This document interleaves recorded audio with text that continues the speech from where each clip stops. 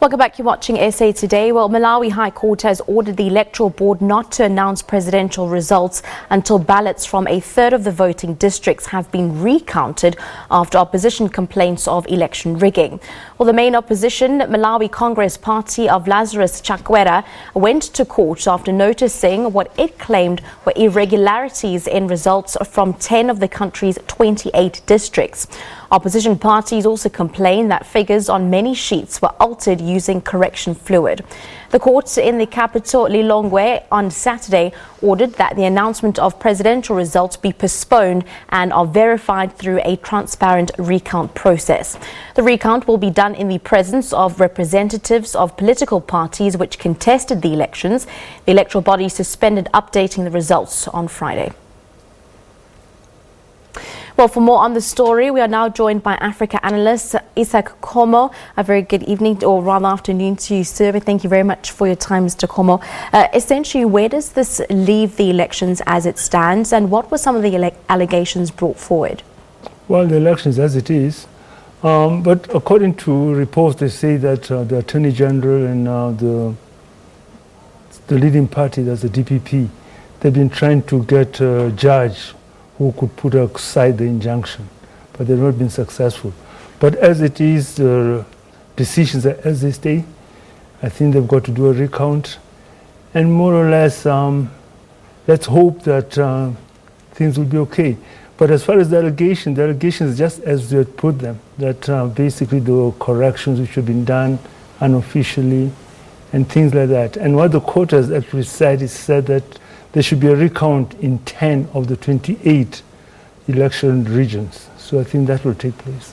Now, we believe that the Electoral Commission Chairwoman Jane Ansah has said that her commission has received over 147 complaints. Yeah, it's 147 complaints, but this is expected. I mean, to say that in elections, in African elections, I mean, there are many complaints. The whole thing is this, that these complaints have actually got to be sifted through and see if they can be substantiated. And if there is evidence, most times you find that people are complaining out of hearsay and suspected misdoings. But when complaints come with serious evidence, then they could be taken seriously and actually sort of be verified. Now, what were some of the main bones of contention going into this election, specifically from the differing contesting political parties? Well, going into the elections, it was just a political issue. I mean, to say that the political issues, the issues which were in contention, it was things like labor, youth unemployment, corruption. These were the main things. And you find that there was even a lot of infighting. Like if you look at the leader of this other new party called the UTM, I think, yes, UTM, he's Mr. Saulus Chilima. He was the vice president. You can see that he was the vice president to the incumbent Peter Mutharika. But then they differed, and then he just formed a party.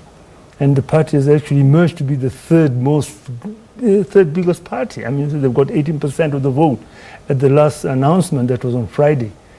So it just shows the nature of Malawian politics and also the Malawian constitution and the law. I mean, to say that Mr. Chilima, he's actually moved out of the ruling party and has formed his own party. Yet, according to the constitution, he's still the vice president. That same thing happened to Joyce Banda. She was also the vice president to the late Mutharika, and she moved out. When the man died, she actually sort of moved out, formed her own party, and became the president. So there are many things which actually need to be straightened out in Malawi, basically. With that being said, and having a look at the way that things have been run, specifically now also with regards to the 10 out of the 28 constituencies, how is this actually going to be affecting the credibility of the election outcomes when they do come out, if there is not an entire rerun process? Well, no, you cannot have a rerun process. I think it should be taken up it should be taken case by case. It does not mean to say that all the elections the whole issue was faulted. It should be taken case by case, and I think the court, it was too quick in actually saying that there should be a recount. But it's just a recount. It's not a rerun. The European Union is present as observers, and their report is saying that the process was fair, transparent, and peaceful. That's the report of the European Union. So basically, these are, I think, faults which were done, I mean, misdemeanors, I won't call them misdemeanors, but issues which were done at different polling stations or different polling districts. And I think more than anything else, the due process in actually verifying or changing the results when there's a correction to be done were not properly followed.